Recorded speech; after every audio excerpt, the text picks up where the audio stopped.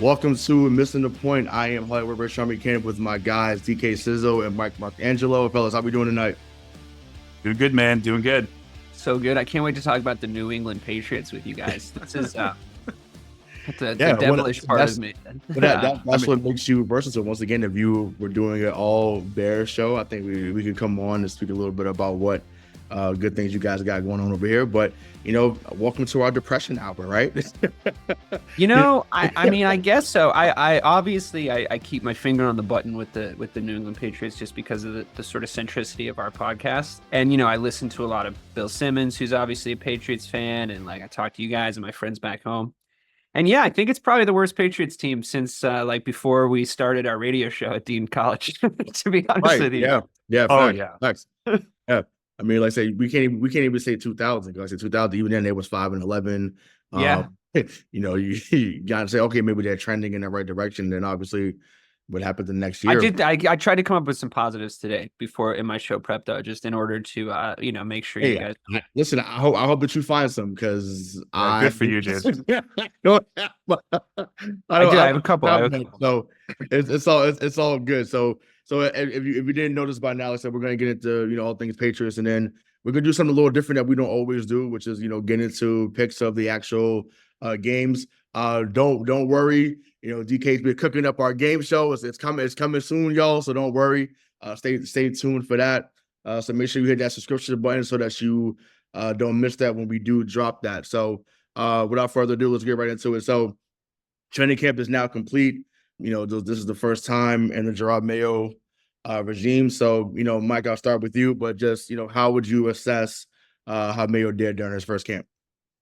Well, I'm not going to be positive, so I just want to get it right off the bat. I thought that Gerard Mayo was set up for failure in his first offseason and training camp as head coach.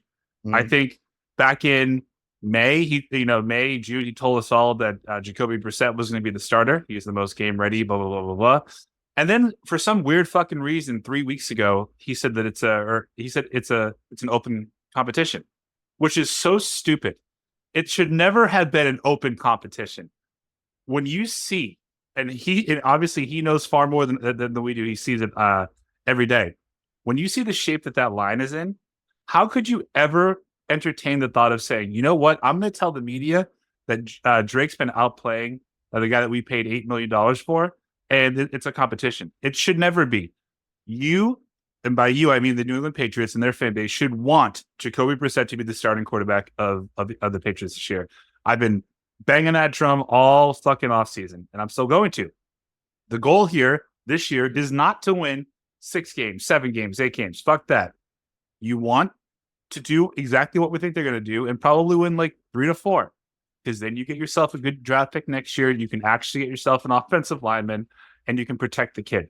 I thought in his press conference today, I don't know if either of you saw it or read the notes, but his opening statement was, I made the decision to start Jacoby Brissett. So clearly, it even sounds like he wanted to go with Drake Maye, but he was told to go elsewhere and to go with Brissett. Brissett's pissed off already. He said the only reason why I'm having to answer questions about this is because you all made it a story. This is not what you want out of a team that you already know is going to win 3 to 4 games. You'd rather than be a close-knit group and not already have this type of chaos going into the first game. But yeah, I think it's been terrible, and probably because he's so open with us that we're not used to it based on what we've seen from Bill the last 24 years. So I'm not going to hold that part against him, but it just doesn't feel like he's in complete control of the decisions that are being made, which I think sucks. I don't think whatever happens this year, he's not going to get fired as he shouldn't. I just don't think they're giving him every opportunity to succeed. Dave?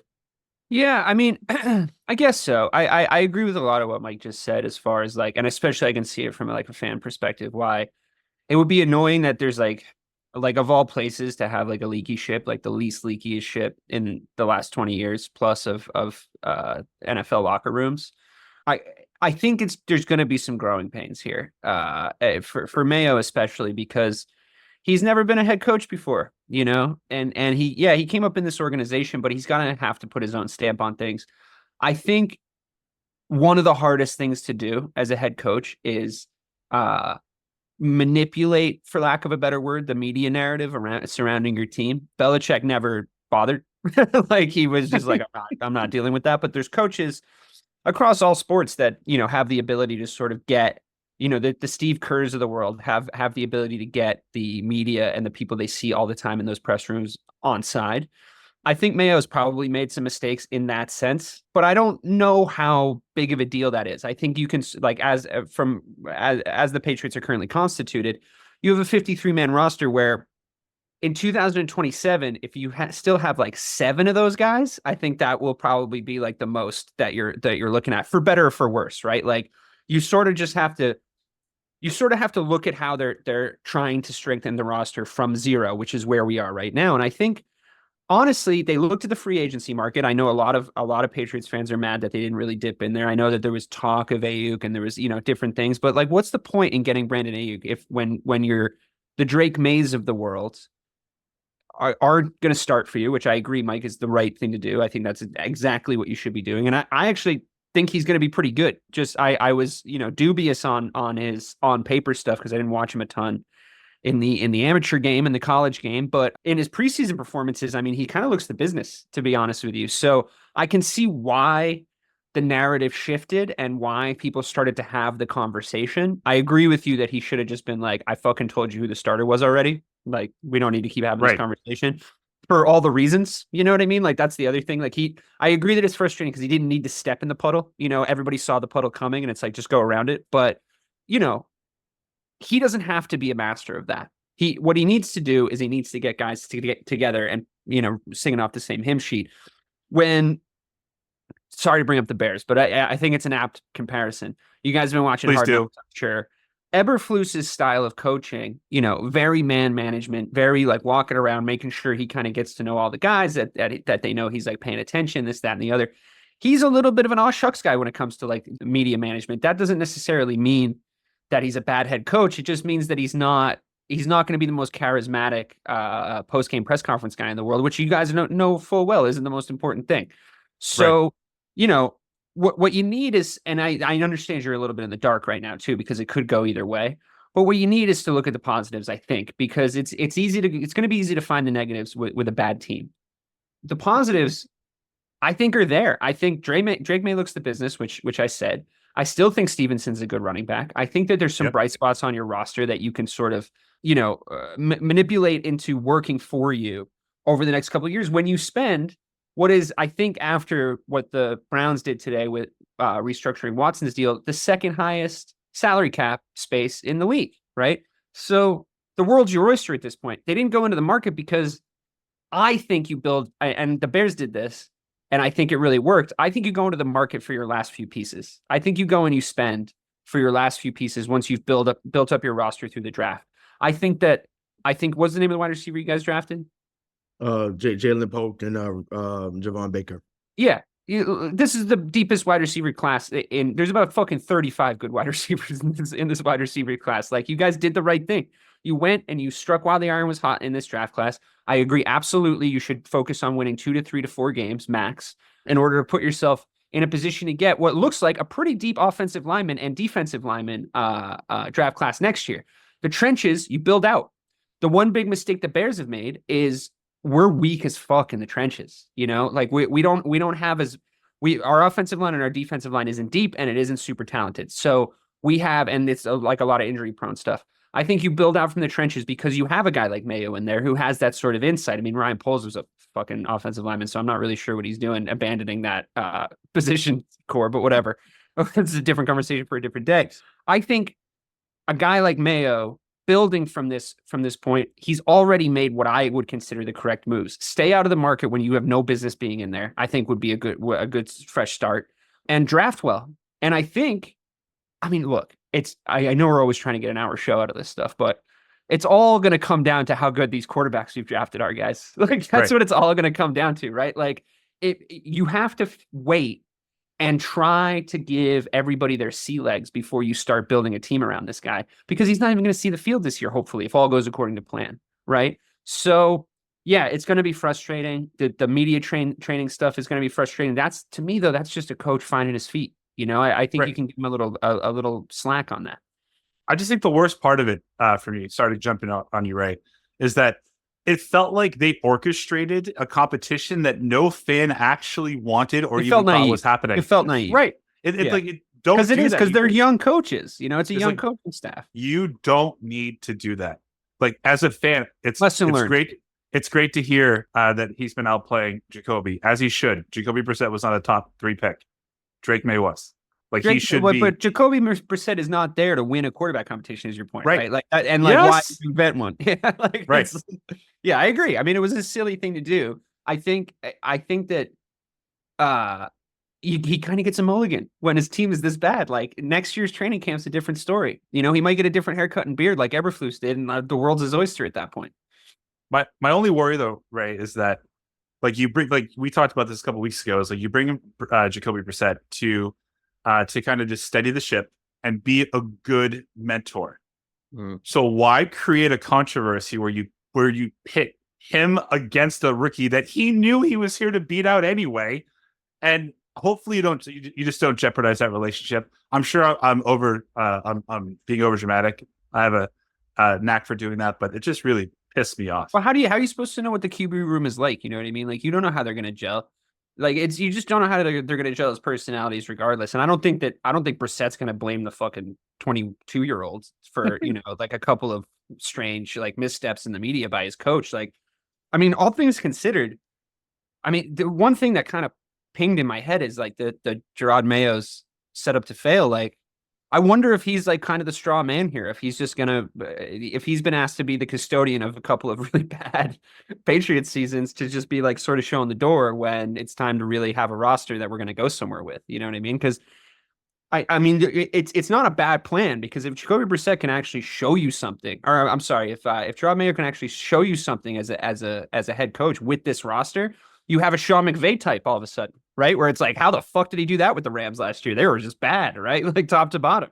And then you realize, wow, great, we have a head coach. It's worse if he's given like this awesome roster that he fucking squanders, right? Learning lessons, you know, learning curve. It's gonna be tough. It's gonna be real tough. You just have to draft well. You know, you just have to draft well. That's okay. That's the thing, and it's like, and you know, Mike is trying to drill in my head that you know, Bill's not here. A guy's not here. It doesn't matter. I'm like, I don't. You got to give me a reason to trust that first. Like, just saying because he's not here. All right, I'll give it to you right now. Bill wouldn't have drafted Drake Maye. You know how I know? He said it. So right, there you go. Correct. Yeah, he probably would have drafted Joe Alt. Yeah, it's already a new era. You know what I mean? It's already he would have traded down. What we're seeing now, though, and you just said it a few moments ago about you build from the trenches out. So getting Joe Alt, or you know, maybe like a Rashawn Slater a few years ago, a Tyler Linderbaum, who's been it was in Baltimore. Like you have all of that. You have to. I just hate having to figure out the team from drafting, because that's such an inexact science. Once again, it works in most regards. Once again, I just haven't trusted the player development. Once again, if it changes this year and guys start to develop there, great, awesome. But they've given me no reason to think that's going to happen. As far as the Maye being sat down for the year, and once again, what if they go through this year? Once again, yes, maybe you draft Will Campbell for LSU, as I've been mentioning, but say you don't get any other lineman but Will Campbell. I'm saying for next year. That's the case next year. It's that's an abdication of responsibility, because you need to get some guys in there to protect. No. You have a bottom three offensive line right now. I hear you, but I'm saying that's a possibility, because it's just, once again, then we're all going to sound like Mike. if that sure, that's fine. But it's just like, if the line still sucks next year, are you not going to play him? No, you got to play him next year. No, but that's the narrative. You're going to send him until the line is perfect to play, like that. That to me. Okay, but I have to disagree with you slightly on in the sense that, like, you would be putting him out there to die this year. You would be putting him out there to die. That offensive line is atrocious. It's one of the worst I've ever seen. I like these guys. There's a couple guys on your like in your second string rotation that wouldn't make the practice squad of a team with a top 10 line. It's bad. And just at this point, you're protecting your investment. Great offensive linemen don't grow on trees, but what they do have is a really, really high rate of scouting return.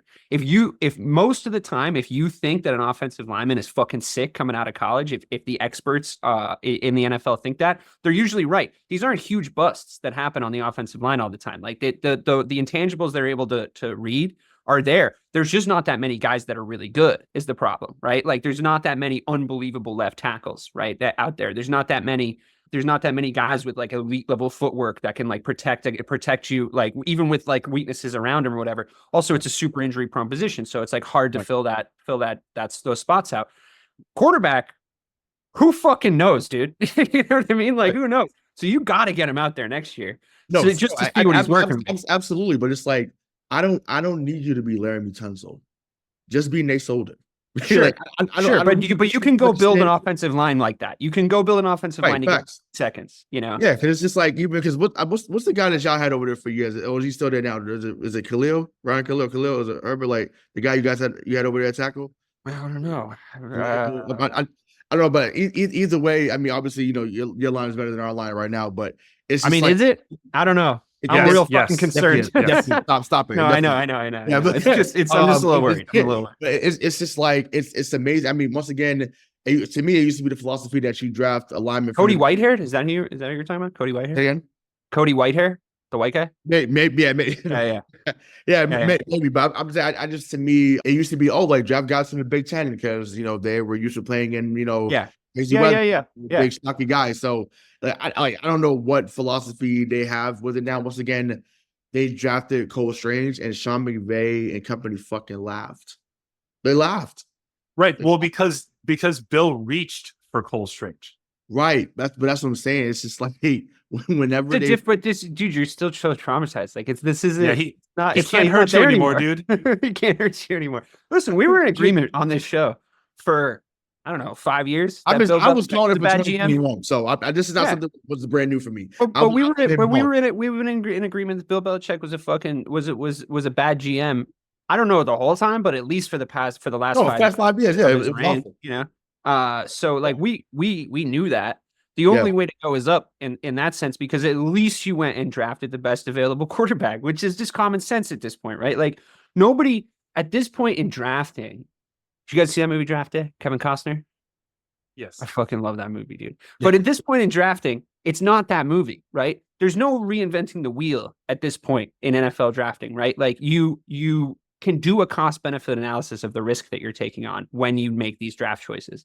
And you can't the days of the sensational like ESPN sort of like destroying the Cleveland Browns for drafting a QB number 1 overall every single year and then them not doing anything, right? Like I don't know if it's like that anymore, to be honest, because any sensible fan, if Drake Maye busts, any sensible fan is just going to be like, I mean, we had to take him in that position. You know what I mean? Like you had to take him. Like it was the right thing to do. And like looking back on it, if he busts, fine, but you got to get him out there in year 2 to see, because if he isn't the guy, you don't want to start that time or a year late because look, then you're Dallas. Right. Then you're Dallas. Then you're spending every fucking year with elite skill players and all these other positions that you built up. And the guy that needs to take you to the promised land is Dak fucking Prescott. You know what I mean? Like it's not, you got to figure it out. And it is, I agree. I'm making it sound too simple. It is a fine line. It's hard. You know, I mean, there's no guarantee that Caleb Williams is going to be good. The signs are promising. Number 1 draft pick, number 1 overall, apparently according to everybody, a generational talent. That might break his brain. You don't know. So, but you had to take him, right? You had to take him. If you're the Bears, you had to take Drake Maye in the position the Patriots were in. The one thing I think the Patriots could have done differently was lose harder.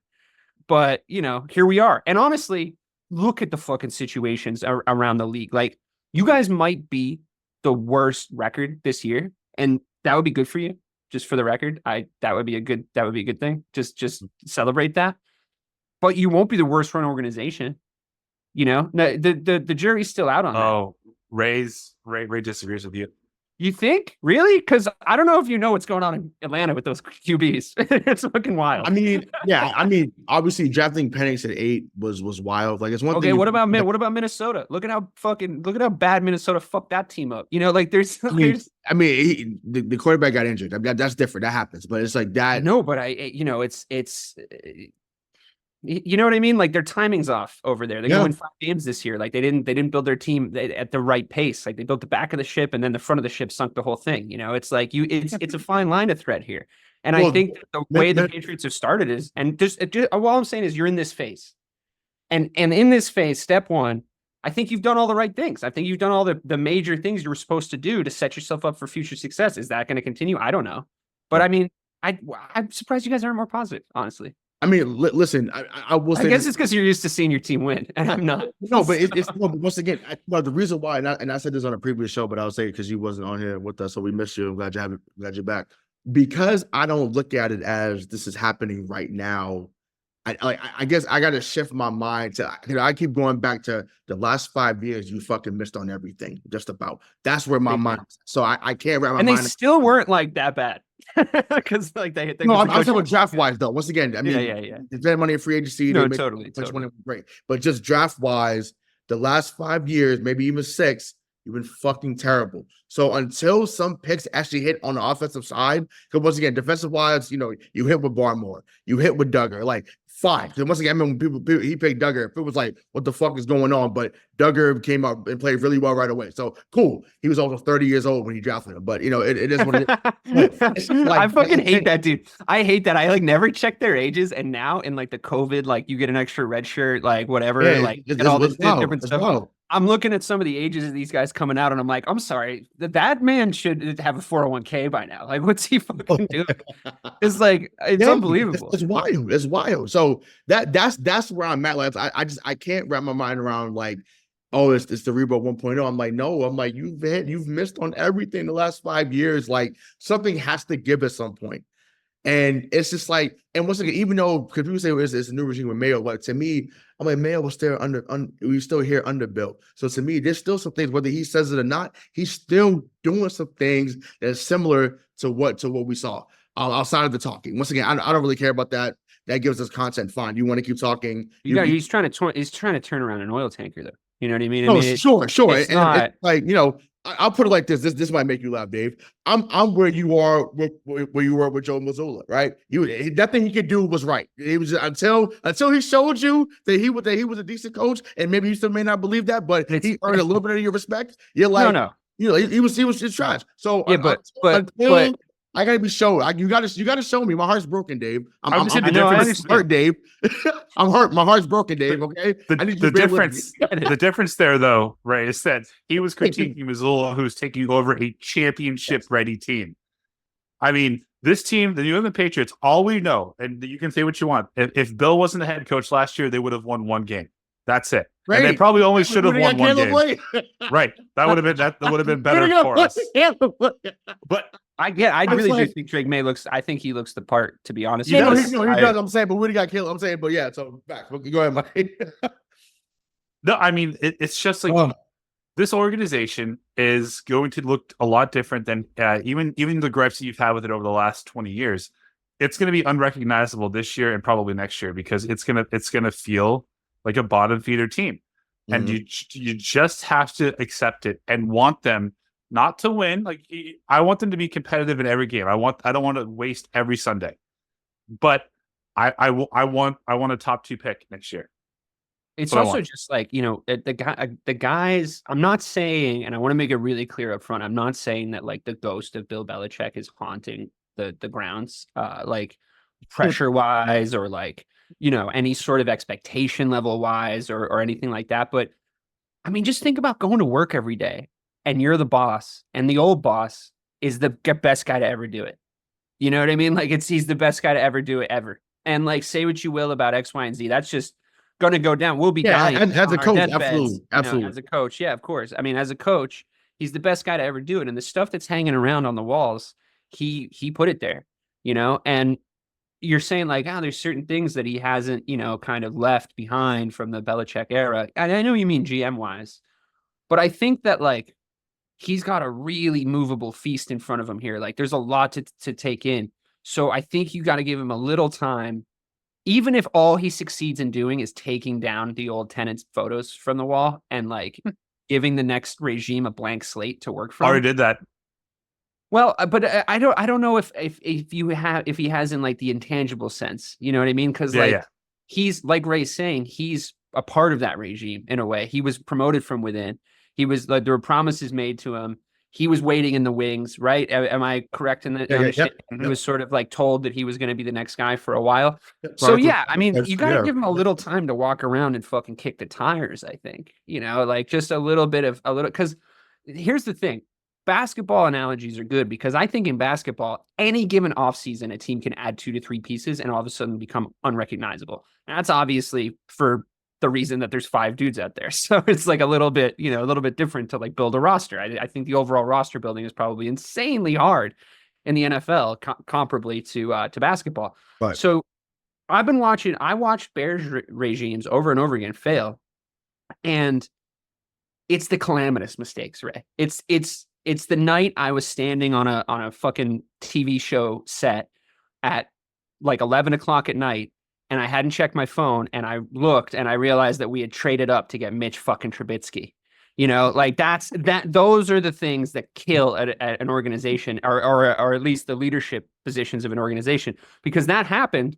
And I was like, great, now I got to wait 2 years for this to pan out and this guy to get fucking fired. Right. This guy pays to get fired. Right now, I got to wait for that because of course, right. You got to like at least see like maybe we're wrong. But I knew in my heart of hearts.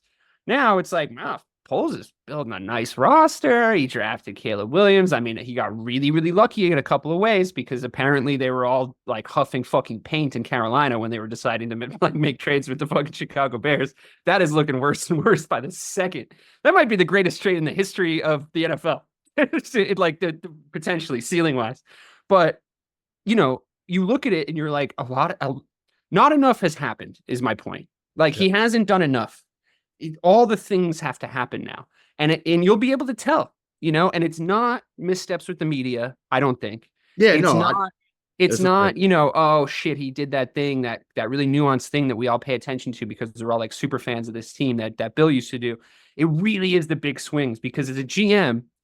And a head coach to a certain extent, as a GM, you have to make 3 to 5 big swings in your first 3 years, right? If not more, and they have to pay off. Or at least most of them do, right? You can't take huge L's, but you got to take these big swings. And the first one he's done, he's taken one, and it's Drake Maye. And preseason wise, I know that doesn't mean everything, but I mean the kid looks like he might have it. So just remember, but he will be sheltered a bit because he is not the GM. He's just a coach.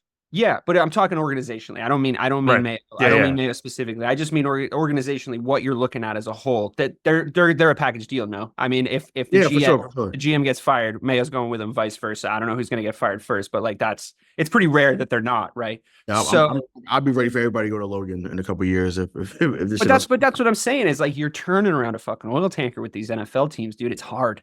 It's hard. We got a punter in the draft, and I was like, yes, a punter. Yes. Fuck yeah. We're doing this. We're building out the whole roster, baby. And he's sick. And I'm excited about a punter. You know what I mean? Like you'll in 2 to 3 years, they'll be putting the finishing touches on what they're building. And you'll know then how mad you should be. And I don't know.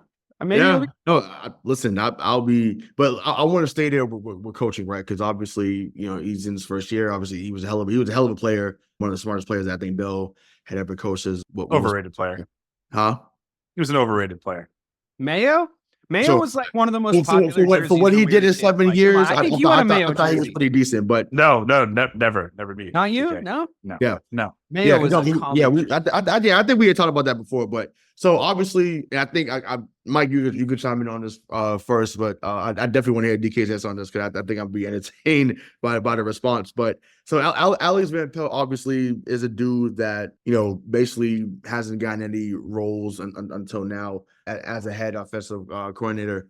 But I kind of want to bring it back to the Celtics thing because obviously remember we talked about he got Joe Mazzulla got to Sam Cassell and he added to the coaching staff and also they ended up winning. So Mike, I'll ask you, Who could be Jerome Mayo or Sam Cassell? Because it ain't fucking Alex Van Pelt. I don't care. No. There's nothing you could convince me on about that guy. That guy's a fucking joke. So But who could be that guy eventually? Or is he out there at the well, I don't know if he would ever take a lateral move, but it's the offensive coordinator in Detroit. Like that was the guy I wanted to come here Ben and Johnson? be the Ben Johnson and be the head He's coach. stuck with them, dude. I got a hot take about the fucking Detroit Lions possibly being Super Bowl winners this year because of how they've been able to keep that team together. Just remember, we're on team AFC this year. I know, but I know it's annoying. I've got so many NFC takes, but I'm working on it.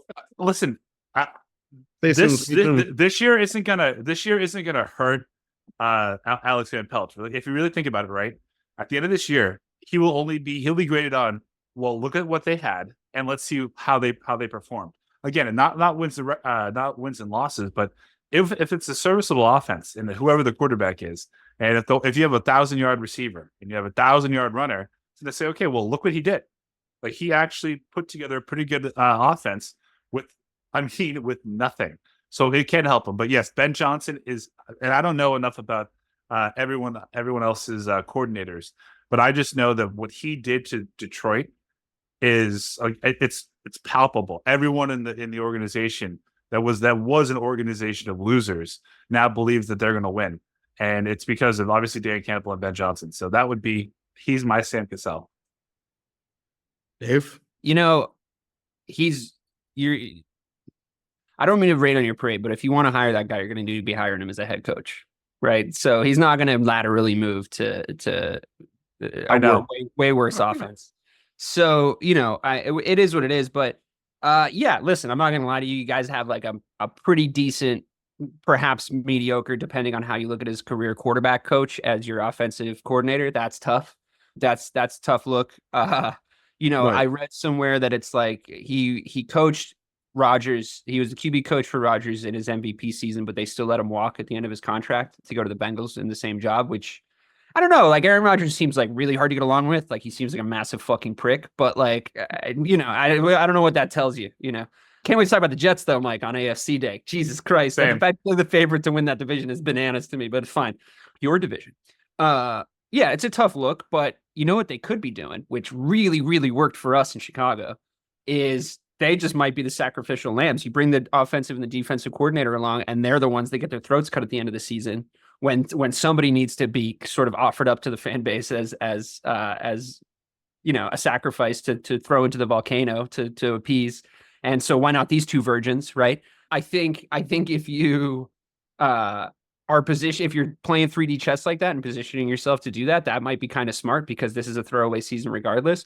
What I would be interested in though is you kind of need, like, he's going to keep his job if Brissett has the best possible Brissett season. Does that make sense? So if they get like a Geno Smith before all those weird injuries type of year out of him, remember, like, was it last year, 2 years ago? Geno Smith had like a decent, like a pretty good return, right? Over 4,000 yards. Y'all finding right back. Yeah. Yeah. And then there was like last year, what was the kid's name on Washington that almost threw for 4,000 yards? He had a decent year, the quarterback. Jesus, what the why can I say Sam Howell? Yeah, Sam Howell had like a good year. Like if he has a year like that, I think you're seeing like the emergence of a really talented coaching staff, right? Like this is going to be a really good test. He's the exact kind of quarterback, I think is what I'm trying to say, that you can see the impact the coaches are going to have on him, right? If he has his exact range of what he's able to do, right? What a terrible season of him looks like, and what a really overperforming season of him looks like. And I think it's a great audition for your coordinators, because here's the thing. There's a lot of really talented coordinators out there. I wouldn't worry about it too much, to be honest. If he can't call plays, it'll be really frustrating to watch, but it's not going to be any different. Like one of the worst offenses I've ever fucking watched is the last year of Cam Newton in New England. So it's not. They would be the top 5 rushing offense. Even when that was in a challenge. Yeah, but I mean the play calling. Come on, you must have been frustrated. Sure, but I'm saying, but even then, it was just like play calling's hard. Yeah, it's fucking hard. Not that many people are good at it. That's just the way it is. So I don't know. Maybe I think that this guy's resume is thin, right? Like that's why I say paper thin. He's thin. Ridiculous. But you never know. You never know. We'll see. We'll see how it goes. I mean, the problem is when you get to the top, when you get more and more jobs, you know less and less people under you, right? Because you only work for certain people. And I don't know, maybe he just hasn't been around enough where he's like made contacts. And the thing is he came up in this system, right? So the coaching tree of guys that he knows and trusts, they're all doing other shit, right? So they're all like, he's part of a system that's kind of like grinding to a halt at this point. So you go get a McVay guy, or in this case, a guy who coached the Packers and the Cowboys to sort of mediocre returns. So it is what it is, but you got to give him a run, right? Yeah. Well, I mean, they don't have a choice, but I do think because the guy that we didn't bring up, it's been brought up on shows here, and I think even nationally too, was Nick Haley, right? Nick Haley was here before, right? And I think Nick Haley is over. He's either in Houston or LA. I can't remember which one he's at, but I think he was on board with coming. From what I heard and read, like he was on board with coming. They didn't want to pay him, send him out. But that's what I'm saying about the old bullshit. And once again, I'm not blaming it on Mayo. I think this is more of a Kraft thing. It's like you brought Van Pelt and some other people here because you didn't have to fucking pay them because they getting paid from other teams. Right. That's the shit I'm talking about. That's got to fucking stop. Yeah, but that's not the time to do that right now. That was a smart move, if you ask me. Like, to me, it's like you're, dude. If you want to crash the car, don't put a good driver in the car. Like you're trying to crash this car right now. Like that's what you're trying to do. But if they turn out to be good, great. Something though, like you say, you're building something. You get someone here that's gonna start building that foundation. Yeah, right. Because you're just taking a punt on these guys though. Like they might be really smart. You might see an offensive coordinator be like, all right, I'm gonna work with the tools I have. You can't really teach pass blocking, right? Like you're either a talented pass blocker or you're not. Let's build an increasingly irrelevant strength-based, but at least we'll see something like to in order to keep our jobs. We're going to teach these guys how to run block because they're big and they're mean and they're nasty and they can run out ahead of a guy. And you guys have a scary underrated running back room. All three of your running backs. That guy Hasty's good. I've already mentioned Stevenson. All three of your running backs are solid runners, and they all bring different things to the table. You might be able to put together a great, and you have a veteran, essentially a veteran QB to sort of like call the X's and O's in that situation. You might have a good running game. You know what I mean? That's never been an issue up here, running back wise. Like that's from the time that we've been fans, like from Kevin Falk to J.R. Redmond to Lawrence Brown, like you name it. Like they've always had some. So what if you have a great running game and a really solid defense? Like that's something to build on. Well, I think the defense the last 2-3 years has still been in the top. I think your roster on paper doesn't look terrible on the defensive side of the ball. There's a lot of I recognize. Defensively, some guys still got to get healthy. Obviously losing Barmore for the year, if not longer, hurts a lot, especially when they just gave them an extension. But the most important thing is them to get right and get healthy. But also, Kyle Duggar. Right? Yeah, love Duggar. He's primed, though. He's primed. He's gonna be a top 10 safety when Drake Maye is starting every single game for you guys. He's 23 years old right now. Yeah. So and if Christian Gonzalez can actually turn into a top 10 corner, like this defense is fine. Like that's not going to be an issue. I mean, they let up 19 points a game last year, and they were 4-13 because they only scored 16 points a game. Right. But that's but that's again to your point, Mike. Like they were in most games. Yeah, they were in most games. Once again, 2 years ago, you guys were talking about your defense being elite, and it's not that far off from it. You know what I mean? I think they had a 3 or 4 week stretch last year where teams didn't score more than 15 points against them. Yeah, and lost all of them. That's what you want. I want a little more compelling. Say it again. I want a little more compelling than that. Like I don't. Wait, correct. It's like damn. It's like you. I'm like you're holding teams under 15 points, and they even played well against Kansas City last year. And it was that German. That German. It's like game, damn. Right? I know. I got another positive for you guys, and this is something that nobody will ever be able to take from you. This is something I held on to in the real darkest days of the Chicago reign, and it's related to what you're talking about. You're never going to be easy to play in November, December, January. It's never going to be fun to go to New England during those months.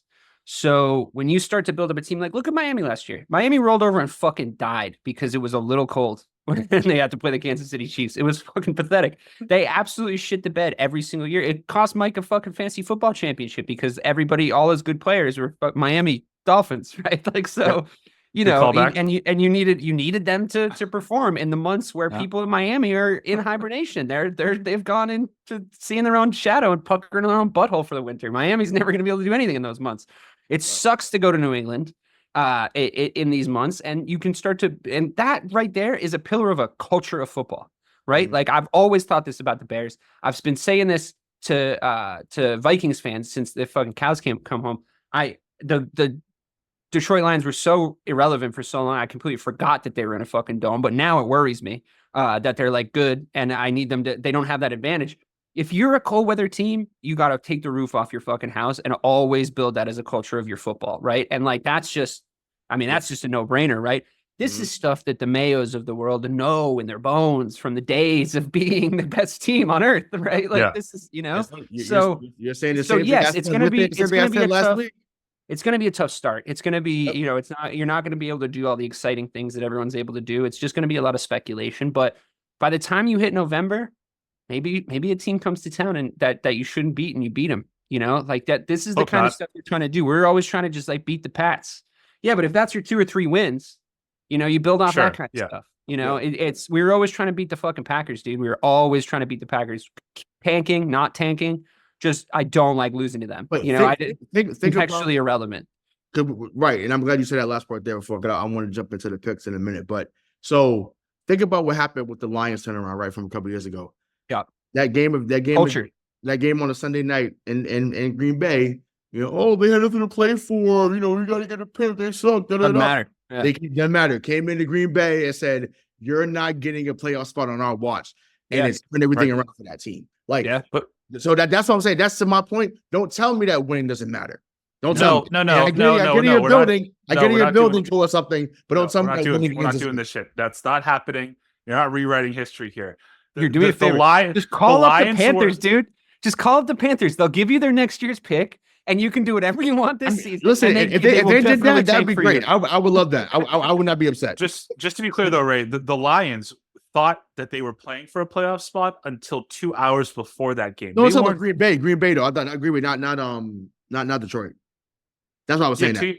2 years ago. Yeah, 2 years ago. I was saying Detroit was saying Green Bay's not gonna get a spot on our watch. That's what I meant to say. Like, I know what you're saying. They picked themselves up off the ground of that news, though. There's a cultural aspect. Because I was making that point about the pillars of culture. I do agree with Ray here. Like the thing that I made fun of them on this show when they brought their new coaching staff in Detroit. I was like, he was like, I'm here to build a culture. I was like, you're gonna build a football culture there in Detroit, a fucking culture. And he did. He fucking did. I couldn't believe it. I didn't think it was a real thing that he was saying. I was like, whatever, dude. Like, you're either got good players or you don't. But they actually do have like an attitude, like they have a chip on their shoulder. I weirdly like the Lions. I'm kind of rooting for them this year because, they're in our division. We're not going to win anything. I just want to make the playoffs. Like that's the goal. That would be the ceiling for me. But I got years on this Caleb Williams kid. But he did do that. Like they kind of live by the sword and die by the sword. Granted, they could have just made like a couple of smarter decisions in that game at the end of the year last year. All good. Right. But to me, I think they look like a team that could go all the way this year, because they're built on a solid foundation, a solid bedrock. And who better to do that than somebody from the coaching side, which we all agree came in under the guy, the man. Forget the GM stuff from a coaching. And they did what you wanted, guys. They separated the jobs. You were fucking begging for that. I hope you were at least celebratory of that when it happened. I don't know if I was on the show with you, but I hope you were at least celebratory of the fact that you celebrated the jobs. Because you know what? They are 2 different jobs. They're 2 different full-time jobs. And giving one guy both jobs is kind of fucking stupid in and of itself. And just because someone's good at one thing doesn't mean he's good at the other. It just doesn't make any sense. Just hire 2 guys. It's not a big deal. Right. But I got off track there. Yeah, culture. That's a real thing. And he's a guy to at least, like I was talking about, like walking around, taking the stuff off the walls, like, he's a guy to at least start that process, right? At least begin that process. And it doesn't matter if it's fucking Alex Van Pelt or whatever as your offensive coordinator right now, because you're not looking to put together a great offense. Forgot about him. Completely forgot about him up there. Right. That another failed experiment. But like I said, that's enough of my depression. I want to get into I want to get into the week 1 games. We'll just make picks real quick and then we'll get up out of here. So next Thursday night starts with the rematch of the AFC championship game. So Baltimore versus Kansas City. So Dave, who you got in that one? I tend to be pretty bullish on the Baltimore Ravens at this point in the season. I am starting to think Mike might be right about their quarterback's ability in crunch time and big games. I'm not decided on that yet, but will be soon. I think that the Chiefs actually they're kind of in a position where they might just do that thing they always do, which is like start a little slow. Not Cincinnati Bengals started the season slow, but they might start a little slow because they're just trying to figure everything out. And they're pretty cool, like they know that they know the games they really need to win. They know how they need to go out there and perform. And I think that Baltimore being Baltimore, I mean, I love that roster. I really do love that Ravens roster, especially their defense. I like when the Baltimore Ravens defense is good. Reminds me of being a little kid again. But yeah, I don't know. I think they might just come out like gung ho, And is it in Arrowhead though? Yeah. Oh, okay. Well, then if I was laying money on it, I'd lay money on the Chiefs 100%. Like in Arrowhead, Chiefs every time. But that's a fun one. I mean, I really appreciate the matchmakers for starting us off like this because those are two of the best teams. So that's what we want to see when we're kicking off, when we're re-injecting the black tar heroin that is this NFL product. Well, Mike, I am betting money on it. And I am betting on Baltimore. Interesting.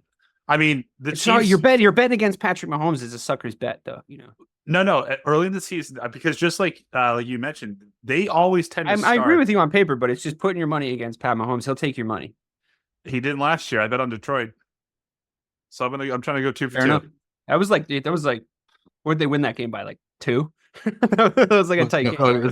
Yeah, 21-20. But once again, that catapulted their Detroit season too. It went on a great run. Yeah, so it matters. Yeah. Winning is culture. I completely agree with you there, 100%. Yeah, I mean, I'm riding with Kansas City as well. I think it's going to be close. As far as the Lamar Jackson point, I think that he as someone who has been a supporter of him, I do think last year to me was close to the breaking point where it's like, yo, if you didn't get 15, it really looked like the yeah, thing. it's like, dude, if you didn't get 15 now, bro, I don't know. I kind of feel like the Chiefs were begging for someone to beat them too. Like they were like, if you're gonna beat us, now would be the time. And no one could. I think they come in super motivated to do something that hasn't been done in the modern era. He's just a faster Dak Prescott. I wouldn't go that far.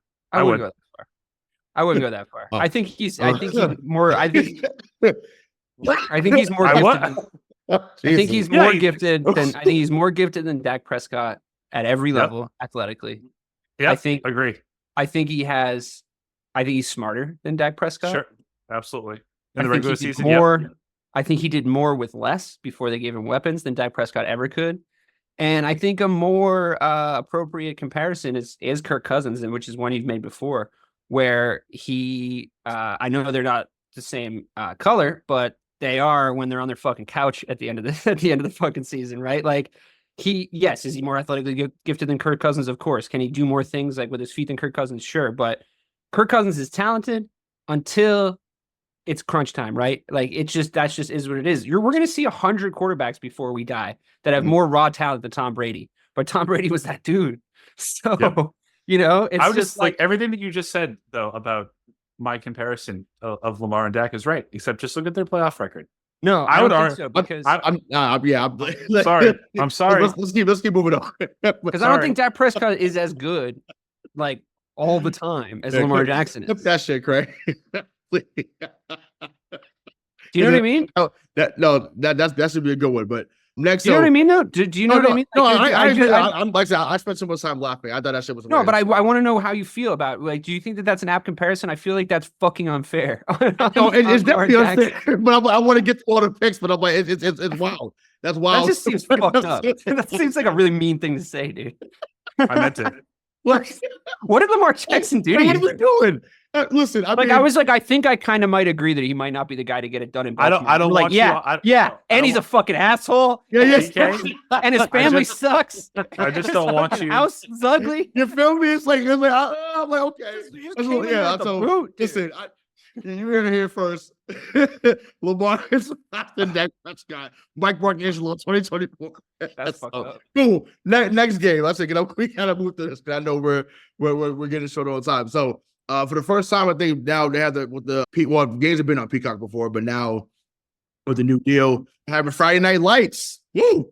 Shout out to J. Cole, one of the best mixtapes of all time. Shout out to Kyle Chandler and Coach Taylor. Yeah, that too. Yeah, That's right. You know, so Green Bay versus Philadelphia. Mike, we got that one. In Brazil, right? Yeah, this is in Brazil. Yeah, yep. So I'm taking Green Bay. I don't. After like the fall and the cliff of the Eagles last year, I'm not convinced that that's fixed. I still think that there's some weird shit going on between the head coach and the quarterback, and I just think I'm sorry, DK, I'm really not doing this to piss you off because you and I actually agreed about this a couple weeks ago. I think Green Bay has their guy.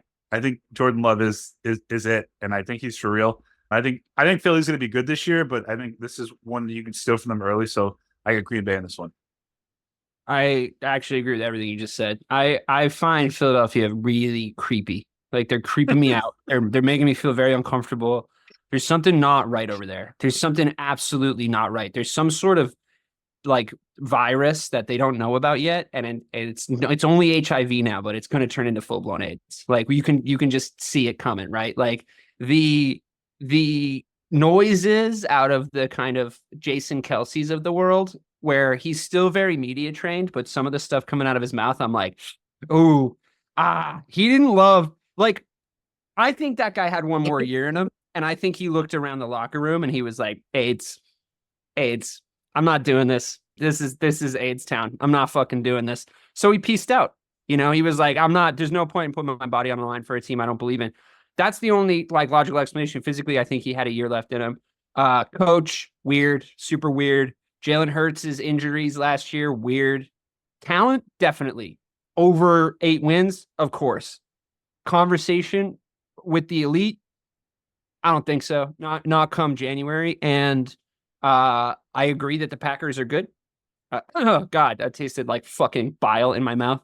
Oh, God, I need a second there. Yeah, no, I agree Jordan Love's good. I agree the Packers are good. I'm shifting it into we're going to be the best division of football in 2 years. That's where I'm trying to like get my brain. Honestly, it could be this season. Respectfully, it could be this season. I mean, honestly, like as far as like the Bears' expectation goes, like I'm just keeping it very, very low. Like I'm not trying to go crazy here. I just want to. I just need to get through the fucking year healthy. I want him to get through the year healthy. I want to see some cool plays. Like I'm not asking for a lot. So the Packers doing well, fine.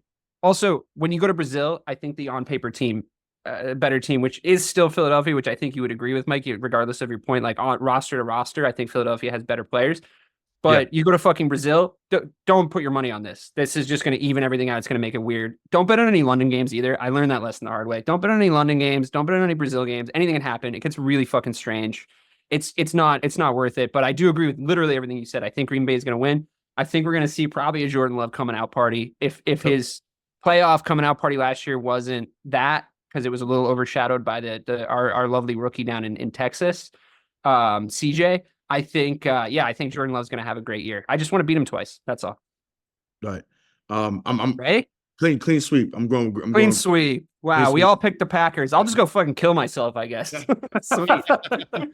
Yeah. I mean, like I said, you guys said everything, but yeah, Love, like I say, obviously he balled out in the playoffs for the most part. Had a really good year overall. So yeah, I think that he's on. He's good. He's good. He's real good. I've been saying it. I mean, I've forced myself to say it. Yeah, it's like I say, it won't be what came before him, but like I say, he'll have his run. This does not need much to be said. Like, you know, we use the term ball game on here. I use it a lot mostly, but this is a ball game situation. So New England versus Cincinnati, we can just say ball game. We don't have to give reasons why Cincinnati's going to win. Straight up, I'll take Cincinnati, but it's the spread. I'll take New England. Cincinnati starts slow every year. Doesn't matter. I think it's 6. Listen, Dave. Dude, when's Dave, the last Dave, when's my the brother last Christ. When's the last time Cincinnati started 3-1? Huh? Cincinnati doesn't start fast, dude. They just don't. Oh, stop. It's not. Come on, Dave. Come on, man. Like, just say this is going to win by 40 so we can move on. Come on. This is not. This is a joke. There's no way. I would take New England with a 6-point spread. I really would. I'm so sorry. We're both still picking Cincinnati to win.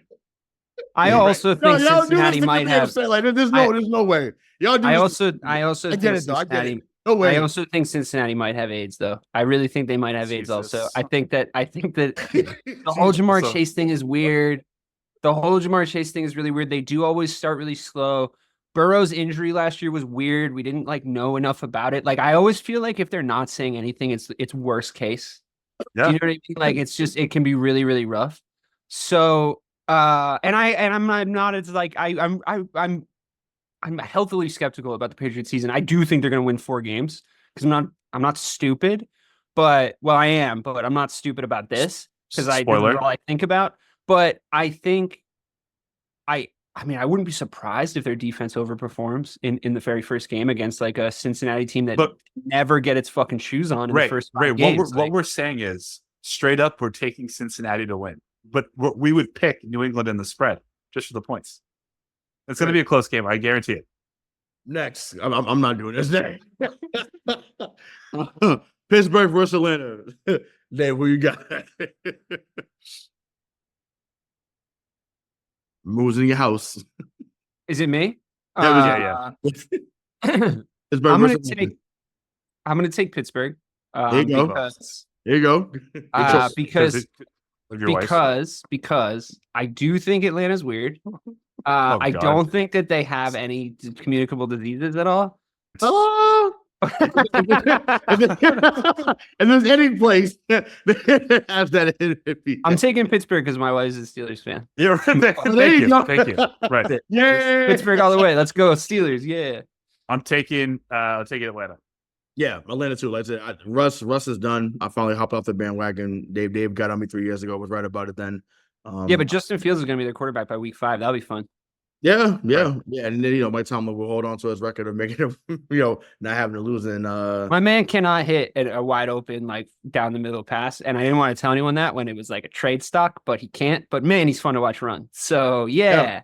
Let's watch him. Yeah, it's coming. It's just like once again, but yeah, that should be a good one regardless. But next year, Arizona versus Buffalo. Mike, Bills. I have Buffalo as like a sleeping giant this year. I have kind of a rejuvenated and pissed off Josh Allen narrative forming in my head. Don't give away too much, DK. We are Team AFC. Yes, no, I know. I'm just giving this is the preview. This is just the sneak peek. What do you guys call it? A big market tease. I'm just saying. I think I have a whole diatribe about them being a sleeping giant, and like Stephon Diggs leaving is both good for him and good for the Bills. I have a whole thing about it. So tune in next week for the game show. And we're just giving a picture of the game. We're not giving the records. We're just saying picture of the game. So that's okay. Fine. Great. Yeah, I'm gambling in my head while you guys are talking. I'm like, that's the point, Mike, and I'm like writing down spreads. I'm like, what's the juice on that? I'm Buffalo too. Like Arizona they're far away too. Like they're 2 years to be 2 away. 2 years away as well. So they're not that good. What are you guys gonna say about Caleb Williams' debut? I'm on my. Oh yeah, here we go. Yeah, baby. I'll leave with that. We'll let you close with that one. So, Tennessee versus Chicago. Listen, I think that this is going to be a slaughter. I think Chicago wins at least by 10. Oh wow! Yeah, I think Caleb Williams has a Cam Newton type performance like he had in 2011, week 1. And he puts the world on nose like, hey. I'm that guy here to stay. So I think a lot of motherfuckers to throw the ball to. That's all I'm saying. Yeah, exactly. A lot of motherfuckers out there to throw the ball to. Chicago wins by 10. So I have the Bears in a landslide that will cause like that ESPN and all the pundits to start saying like, are they? Oh my god, you're giving me the curse. Mike always has to leave some sauce on it, dude. I'm just saying. He's like, and it's gonna be annoying how they win, and you're gonna be trying to tamp down pressure. While I mean, because I don't want any pressure. I'm trying to uninvite it. Tennessee's just going to be outgunned. I mean, they're just not good, are they? They're not a good team. Right. They're not going to prove anything about the Bears if we beat them. And it's a lot to lose, little to gain kind of game for us to start out with, to be honest, because we should beat them, I think. And if we don't, it's going to raise more questions than if we do. Mm-hmm. You're right. I think the pressure is on them to win because of how you mean him, right? The discrepancy. The pressure's on him to win, right? That's what you meant to say. Because it's really on him, isn't it? No, shit, I'm letting it in. All Caleb has to do is not be the reason they lose. That's it. Okay, great. Okay. You're absolutely right about that. You can't really say that to him though. You know what I mean? Like that's not good coaching. You can't be like, just don't fuck it up, kid. Like I agree with you. Play smart, be smart. That's all you gotta do. Yeah, no. I think what I really liked, especially out of the Hard Knocks, is like Eberflus has had this thing about like execution, like executing the little things means you execute the big things. It just sounds like it's right. You know what I mean? Like, it's just one of those things that sounds like, okay, yeah, I can get behind that. And like, I think from what I've seen, I know that nobody ever looks bad on Hard Knocks, and I do understand it's like Bears propaganda. I am injecting it right into my fucking eyeballs, but like, I am trying to temper it down. I'm trying to tamper down the overall pressure that is going to be put on this season. And I do think that like the pundits, or at least the ones I listen to and respect from time to time, have been like pretty fair to Caleb Williams, to be honest. Like they're kind of like, there's kind of like a hankering right now for him to be good. I feel like there's actually more sentiment on his side right now because of where the Bears have been over the past few years, like what the kid's kind of demeanor and the Hard Knocks and, you know, all the kind of bad press was a little nasty, I think, about him. Like it was a little bit like identity politics as opposed to like, is he good at football? And that to me just said like, oh, you don't really have any criticisms, like valid ones about his game. So now we're talking about the fact that he paints his fucking nails, right? So here we are. Everything I've gathered from like how the kid carries himself, like he's got a singular and unique personality, but I've seen enough that I think he might be a psycho. And I mean that in like the best possible way. Like I've seen enough that I'm like, I think he might be one of those people who's like, and I think this is what some people have been seeing and trying to like piece together. I do think he lives like one door down from the rest of us, if you will. So, and I think that might be the best possible quality in an athlete of that level, you know, because there's that clip that went viral where he was like, my first game, I felt pressure. I haven't really felt it since then. I was like, oh, I believe him. Oh no. I was like, oh no, what a loony. Because like, I feel pressure watching him. So, you know, I guess they're just cut from different cloths, but I don't want to put too much pressure or onus on the kid winning this game because I'm not letting anybody say that it's his job to win us games yet. I'm just not. It is not. It just isn't. So all good. Whatever happens, happens. I think I'll be noticing some nuances. What I really like is our depth. I think that our second best and third best guys are great. And I think we have a lot of like really cool rotations and looks defensively that we can throw at Tennessee. And I think we're going to stop the run, which will be fun to watch. Overall, I gotta pick Chicago. Sorry, I went on for so long. You don't say. So next we have Houston versus the Colts. So Mike, start with you. I think Indy's going to be dramatically different than they were last year, as long as Anthony Richardson is healthy. It's a divisional game. It's tough. Give me Houston. Yeah, I got Houston at like between 11 and 13 wins this year, to be totally honest. I think they've made like incredibly smart roster moves. Sorry for burying the lead, Mike, for the preview show again. I prepped for it. I thought we were going to do it today. That's where my brain is. I didn't want to like get blue balls, so I came on this show. I was like, all right, let's do at least a fucking podcast, right? Yeah, I got Houston. I really like Houston. I really like CJ Stroud. I think he's going to avoid a sophomore slump because he's talented enough. And I'm really excited to watch them. He's got weapons now. He made weapons. He turned motherfuckers into weapons. So he's fun to watch play football, and he's none of my team's business this year. So I hope him and Caleb Williams have like the duel of the fucking fates, like Darth Maul versus Obi-Wan Kenobi on the fucking mountaintop in 3 to 5 years time. Like that would be sick. So like the NFL's primed for talent, and I'm picking the Houston Texans to win. Yeah, I'm going with Houston as well. I mean, I think Indianapolis, like I said, the Colts will be better. Like you said, Mike, as someone who's a Gator fan, I hope Anthony Richardson does well because I feel like he famously a Gator fan. I think that's in the lore of the podcast at this point. Is your allegiances to the Gators, to UNC, UNC, right? Yep. And you got one other weird college team that I'm not remembering. No, it's just them two. Oh no, it's just that you have a strong opinion on the conferences. You're like, if you're not from this conference, you're fucking trash. Yeah. So yeah, that's I stand by that. Yeah. It's been true. I mean, Houston should dominate this game. I said Stroud was amazing last year, and like I said, there's no reason to see that he slows down. So they added to the core. And, I think they dominate. So I can't wait to see that one. Next, Battle of Florida, Duval County versus Miami-Dade County.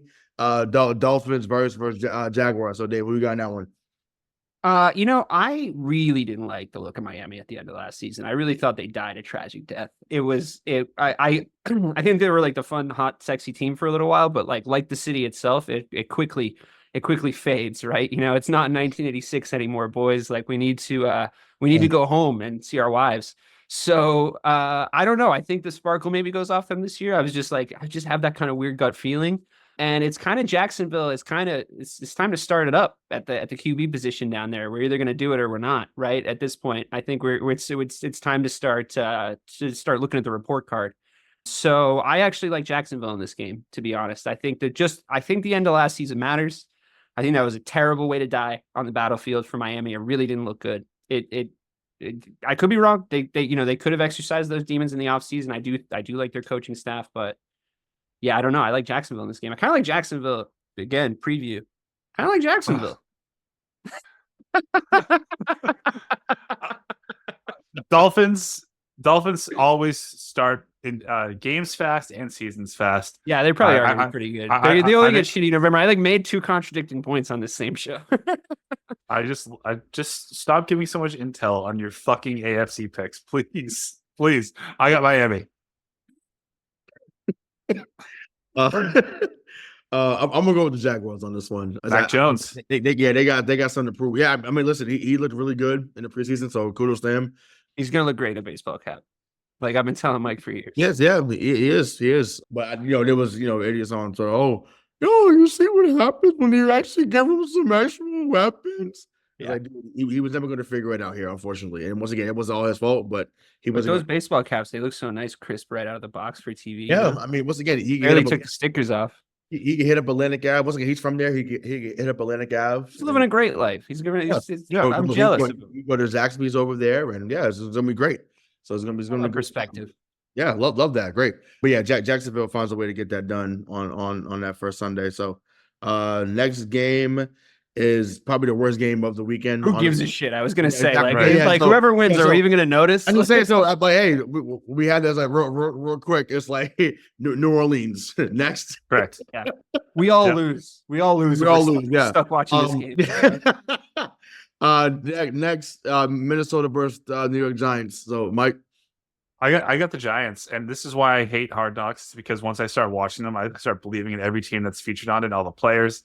I think they made some really good additions on defense. I think Neighbors is going to be awesome.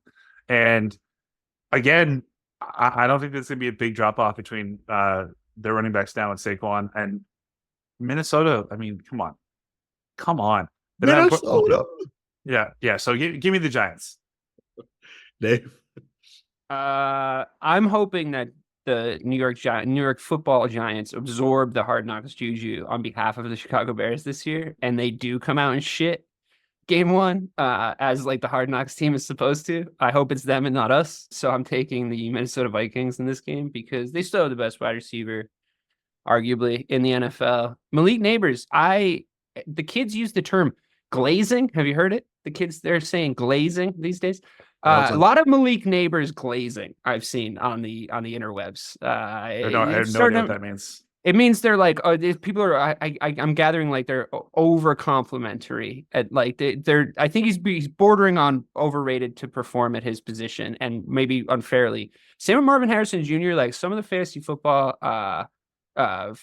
projections for his ADP, his average draft position, compared to what kind of a season you should expect. That's because of who's throwing to them though, right? Yeah, but I just think it's a lot to expect from a year one, like anyone. Like let's not heap. I have a weird feeling about the heaping of expectations on this wide receiver class, and I just want everyone to like calm the fuck down for a second. Not you, all those other idiots. But yeah, in that case, I'm still taking Minnesota. Attaboy. Yeah, I'm gonna go with the Giants, but just by maybe 2 or 3 times. I don't think this is going to be a great game.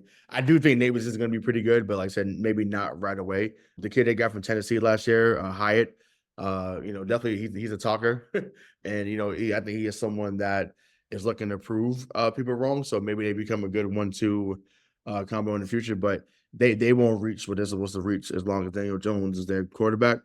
They gave him that money. The man claimed the fame. What happened there? guys. Like, Jesus Or Christ. no, the claim to fame is, a nice 80-yard run that he stumbled, bumbled, and fell to the ground. Shout out to Chris Berman. I just, it's a shame. The man got $160 million because of that play, and that's wild. And once again, I wish I could stumble. I could stumble to the ground from 160 as well. I mean, we'd be all set. I do a lot more than that for 160. Yeah, you feel if someone comes to the concrete offer, you'd be surprised what I would get up to. Shit, stop playing with me. So yeah, you'd be real shocked. Like that's that. But yeah, like even I remember with them a couple years ago. I feel like Dable had a good. He's skinny now. He doesn't have that same like. He doesn't. Yeah, he doesn't have that same play. But we'll see. I don't like it. I look like a guy who fucking he's a football coach before. Now it's. I mean, it seems like when a couple years ago when they went in there and won that first game and they like went for two when everyone would say go for the extra point and he went for the two. It was like okay, like maybe they would build something there. And who they beat? Go ahead. And who they beat in that playoff run? Minnesota. Minnesota, yeah, they did. Well, Minnesota, you have to remember their favorite was playoff games. It was great. It was like you could set your fucking watch to it. I don't know if it's gonna be the same anymore, but I don't even think it's gonna be we'll this year. Right. Right. So next, we have the Raiders versus Chargers. So Dave, we got that one. I mean, I don't know. Like, are Las Vegas so badly run and shit that they like accidentally win too many games this year? Are they the accidentally win too many games than you should because you're like awful and you need to be like more awful? I think they're weird. They could win 9 games and I wouldn't like even be that surprised, to be honest with you, because I just really have no idea what's going on over there. The Chargers, like I'm willing to just give them another look under a new coaching regime. Incredible. It's fucking incredible. What? Go ahead. What? 9 games for the Raiders. 9 games. Check AFC. Tell me about the other AFC team in this game, DK. I'm not. I didn't say 9 for them. That's exactly what you said. I was throwing people off the scent. No, for my official AFC. So sorry. You're right. You're right. I know. All I can do is hold my hand up and say, you're right. I'm doing the game show. Right? I know. I need to stop. I was ready. I know. At least I was prepping. So I'm trying to keep the streak alive, bro. I feel like I'm holding you down. I'm trying to bring it. Mike's undefeated in the prediction game. All right. Yeah. Sorry. Shutting up. I'll take the Chargers. Mike. Yeah. Harbaugh first game back. Retooled offense. Give me the Chargers. Coaching was the problem there. So let's give him a look. Sure. Let's give him a look. Yeah, that's like that. It was clear. Like it wasn't like it's like no. Let's see. Now we have some confidence. Yeah, that rocking with the Chargers there too. But to the Raiders' point, I think that because that locker room believes in Antonio Pierce, they're absolutely going to win more games than they should. Absolutely. It's weird, right? They weirdly have that scent about them. It's strange. Yeah, you know what I'm saying. You want to give a number too? Right, I wouldn't say a number though. I wouldn't want to say a number. I can't because I'm on the other side, so I'll say it. But it's like I don't think 9 wins is thing, but I can see them going 7-10. I can see that happening. That's not what I wrote down. It's not. I said not. Oh my God, I know. All right, now we've rounded the corner. Now I'll throw it. So, next game. We got a few more left. We're out of here. So Denver versus Seattle. So go ahead, Mike. Bo Nix's first start. He was just in the starter. I'm gonna go with the Broncos. This isn't Pete Carroll's Seahawks anymore. So I think it's gonna be a weird year for them. Mm-hmm. Agreed, totally. I think that Pete Carroll was doing a weekend at Bernie's with that Seahawks roster. Like, I kept looking at them on paper and I was like, how do they have like 7 wins? How do they have 8 wins? They have some talented players that like you would have a couple on your fantasy team, but I think, but yeah, Pete Carroll being out of there, I do think they had like something like a negative 35 like point differential last year, and they still somehow managed to win. Like to be above, they were 9-8, I think. And it's just like, oh man, like how Pete Carroll, he's a talented coach. It was probably time for him to go, but like he was still able to prop that corpse up. And yeah, they could tank pretty hard. I think we had like a 2 years ago argument about their roster. I was like, dude, it's got some flaws. Like, remember that whole famous like back and forth when I had the clip went fucking big.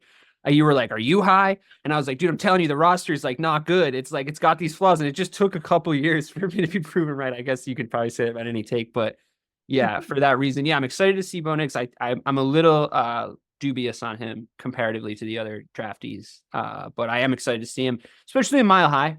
No, it's not in Mile High. It's in Seattle. I am excited to see him in Mile High, though, because it's, I think it's cool to watch quarterbacks with an arm perform in that stadium. Yeah. I mean, listen, when you're the new generation Chris Rinke, he's also he's about 30 years old, Bo Nix coming into the league. You better fucking perform. Yeah. He's got to be ready made. You better come in, like, you know what I'm he'll be saying? collecting retirement checks pretty soon. So. Yeah, exactly. So you got the trust fund and everything. Yeah. So, but I don't know. Bo Nix, fucking, he's like from the 1930s. So is his name. Well, yeah. Bo, well, we're gonna see your Bo nose come Sunday. So I'm excited though. I am too. I think he'll play well. I think Denver finds a way to win. Like, I agree with you, Mike. Like, this is not the LO. Well, how about say LOD? I'm a wrestler fan, but no, that's the Legion. It's not the Legion of Boom there. So it's a wrap. So yeah, Denver wins probably in a close one on the road there. Next, this is actually one of the games I'm actually excited to see. Dallas versus Cleveland. So DK, I'll start with you on that one. Clearly, Cleveland. Clearly, this is the year that all the chickens are going to come home to roost in Dallas, dude. You can just see it. It's written in the stars. You do not have to be Nostradamus to see what's about to happen in the Dallas Cowboys season. It's a disaster. Okay, so they did the thing that like a good team is supposed to do. This is what they always do. They cosplay as a good team. They did the thing a good team is supposed to do. They're like, we have a top 3 wide receiver, like arguably top 2 wide receiver. Lock up your assets. Like, let's do this. For what? Look at their backfield. I mean, I know running backs don't really matter, but Jesus Christ, where did they get their running backs from? 2018? Did they build a time machine? Because then it's the best fucking backfield in the NFL. But it's not 2018 anymore. And they did some bad nothings in the offseason. Cleveland has the most cap space, and they still have like kind of decent players. I don't know what Chubb's gonna look like coming back. I mean, it's weird. They're hard to predict. I wouldn't love having any of them on my fantasy team because I weirdly went hard on them last year and like everybody died. Like fucking everybody just fell out of the bus on the way to the fucking stadium and I had to like try and recover. But yeah, I mean, I think this is the year the wheels come off in Dallas. Jerry Jones is probably going to be fucking found unresponsive by like week 7. I mean, we're waiting for that. That's coming, dying in his fucking study or wherever he hangs out as like an old fucking rich billionaire. And then he'll probably come back to life in a few years. Like he'll be the first to have signed up for the brain in the jar technology or whatever, and we'll just have to deal with him for even longer. We're finally going to see them just fall apart, like his old rickety Mr. Burns ass fucking body. I love so much that that DK is finally. I think we're gonna have a great year talking about Dallas, and we can because not me. I'm mad at that. I went in on that defense. I really thought that they were like going to be sick. But I'm taking Cleveland. I think Cleveland. Listen, Dallas doesn't always start out great, and especially with CD not being a participant in any training camp for like the last 30 days. I think it's gonna be rough. He was closing a multi-million-dollar deal. Okay. yeah. So give me Cleveland. I'm gonna say Cleveland in a 2-score game too. Nice. I got Cleveland too. I don't know about that much, but I got Cleveland winning as well. They're the better team. Once again, on paper, you can say what you want about Dallas, but like you said, I agree with you, DK. Like it's about to be chaos. And once again, it's always chaos, but it's like I think they already lost the plan for a few weeks. Who's become Mr. Pick 6 in the NFL. You don't know what Diggs is going to be coming back from his injury, so there's a lot of questions on that side of the ball. But I mean, I felt like with the Dalvin Cook thing, like I felt like it was kind of like it's like, damn, here you want a running back, you wanted me to sign a running back. I know it wasn't Derrick Henry, but here, damn, here you go. So, and once again, for those that listen to me from Miami, I know where he's from. Shout out to the Rockets. I know where he's from. I'm not shade. I know some of these people realize, yes, it's not shade on Dalvin Cook. Once again, but this is not what he was. He's not what he once was. So hopefully he can be something again in a platoon role. But like I said, it's not going to be the same as it was before. But either way, Cleveland wins this game at least by a touchdown. So next we have Washington versus Tampa Bay. I'll lead with that. I'm on the Jaden Daniels bandwagon. I think that he's going to be really good. So yes, I'm rocking with Washington here. I think they win at least by 10 down at Raymond James Stadium. So I was begging for Jaden Daniels to be a New England Patriot. I started that last September. I was so close, but I'm also on that. And just remember, they have a pretty sneaky offense. I mean, Jaden Daniels and it's Brian Robinson Jr. The backup running back is Austin Eckler. Then you got scary Terry McLaurin. Zach Ertz is your tight end. I mean, they should be at least the best offense that we've seen from Washington since Kirk Cousins left. Yeah. Dave? Yeah, I agree. I think Washington are there to be watched. I think now that they've sort of plugged that position that was kind of the weakest part of like a decently functioning offense. It wasn't it rolled, at times. They had highlights last year that I distinctly remember. Tampa Bay still have like kind of a weirdly good roster, like left over from like previous eras. Like there's bones to be picked there, and there's guys that make plays on a week-to-week basis still. But that being said, I only say that to temper the expectations of 10 points. I would maybe take a 6-point spread, but they win by field goal. I would probably predict if I was being more nailing it down. But I do agree wholeheartedly with the sentiment that Washington are an exciting team to watch. Everybody's going to be paying attention to them. They're going to be fun to talk about. And for that reason, I would like them to win the game. Yeah. Yeah, that should be one of the more exciting ones that weekend. So, two more games left to go. So, the Sunday night game, the Matt Stafford Bowl, Rams versus Detroit. I think Detroit wins this, at least by 10 points. I think them. No. Once again, they gonna be charged up Sunday night. Them boys are running through a wall for Dan Campbell, and I think they're gonna put it on LA. Once again, I like Puka. I like I've always been a Matt Stafford guy, and he's gonna have a good performance. But I think between St. Brown and the rest of those boys on that team, it's gonna be a wrap. They're gonna come in there strong on that Sunday night. They win by 10 on over the night. So Dave. I mean, outside of the Bears game, this is the game I'm looking forward to the most. I think this might be the best rivalry in football right now because of all the context, the narrative, and storylines like swimming around it. We could spend another hour talking about the last 3 times these teams have met. I think I'm so high on Detroit as a team, the coaching staff, and where they can go this year. I also doubt McVay at my own peril. I have a lot of respect for that coaching staff, and I think that they're going to be better than they were last year roster-wise. It's a hard one to predict. I'll be really honest with you. I really think it could go either way, but I'm so high on Detroit. I have to take Detroit, but I think it's going to be a hell of a game. I really do. I know it's a cop-out, but I really do think it's going to be a fun game. No, it is. It's going to be a great game. Yeah, I think Detroit's going to win, too. I don't think it's going to be by 10. I have them by like 3. Yeah. Oh, okay. Yeah. I mean, like I say, Matt, but listen, if there's anyone that can gunsling with anyone in this league, that's the thing. I think both offenses are going to make plays. So it's just about like how the game sort of how the cards unfold. I like when these two teams meet. I really do. Yeah.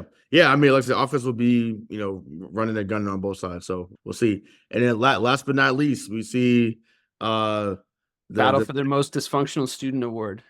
Yeah, we got the New York Jets against the San Francisco 49ers. So, Mike, I'll start with you on that one. Hope Aaron Rodgers stays healthy. Hope he plays the full game. And I know he and the Jets are going to lose by 10 points. I mean, I think San Francisco also starts fast. They started out 5-0 last year, right? Then they lost 3 straight. And that team's a fucking wagon. So Ayuk's back. He's happy. Debo, Kittle, McCaffrey, still a great defense. And also, fuck Aaron Rodgers. So, yes, give me the 49ers. That Super Bowl loss was tough, dude. That was a tough. The 49ers lose to the Super Bowl like every other year now. So, like, they're used to it. Yeah, but they did it by being dumb and like not knowing the rules and shit. And like losing to like a worse team than they were playing. Come on, dog. Like, this is a Super Bowl hangover. It's real. They were up by 12 points 4 years ago to them and they lost. I know. Emmanuel Sanders. Oh, well, I mean, it wasn't on him. It was Jimmy G's fault. But an overthrow to Emmanuel Sanders away from a Super Bowl championship. Yeah, are they the Bills? Are they the new Bills? They're getting close to it. If the Bills saw the Lions in the Super Bowl this year, everybody would be like, "Oh, that's so nice." Like it's like the two. Maybe not you guys, but like, yeah. I hope everyone wins. These poor franchises. Right. Yeah, look, I think that the New York Jets are very dysfunctional. Very, very, very dysfunctional. It's weird. Aaron Rodgers is fucking weird. I wouldn't want to go to work with that guy every day. He's a weirdo. He says weird shit. Here we go. I I don't think that he is as smart as he thinks he is. I don't think it's easy or good or a good idea to try to be like an elite quarterback when you're fucking 39. And I think he has about too much faith in his physical abilities as a quarterback as he does in his own intelligence. And that is too fucking much. He hasn't been good in 3 years. I know one was an entirety like sit out because I got hurt in the first few snaps type season, with one highlight where he like said to a defensive lineman, I don't even know who you are. And it's like, great, dude, you're like best shit talking is when you're a complete smug prick. Like, awesome. Good job. You fucking loser. And then he's like fighting with Jimmy Kimmel and like trying to fucking dox him and shit. The day Aaron Rodgers finally decides to hang it up is a fucking happy day for all NFL consumers. He's a tiny brained, tiny charactered individual. And unfortunately, I think he's ruined what could be a really great Jets organization over there, because I really like the players they have on defense. I liked Saleh's approach to building out that defense. I even saw them have elite performances last year, and I was looking forward to seeing them play well. But I think the dysfunction is really clear if you do any reading into like what the offseason's been like in fucking bizarro town over there in New York. And yeah, I mean, I'm putting doubt on the 49ers because Super Bowl hangover, and I think that there's some weird juju there too. But the New York Jets, it's gonna be a soap opera this year. I think. I really do. So for all the how about this game? Yeah, for all the how about for all the reasons 49ers. Thank you. No, right. No, but yeah, but obviously. I'm saying I got Aaron Rodgers coming in and they find a way to get it done for that Come on. For that game.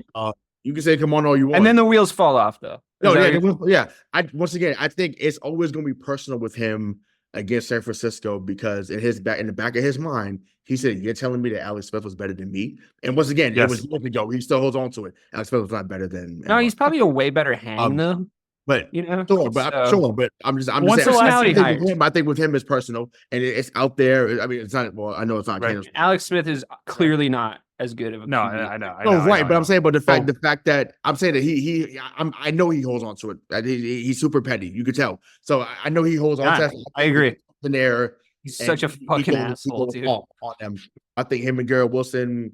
Yeah, I think Garrett Wilson come out that goes 5 for 150. Like I just think they're gonna do damage on that Monday night. And like I said, it might tail off towards the end, but right away they're gonna remind some folks like, hey, he's like, I'm still really good. And like I said, Garrett Wilson's ascending. Obviously, we know about Sauce Gardner. You know, they got Breece Hall, some other. I mean, he couldn't beat this 49er team with Davante Adams.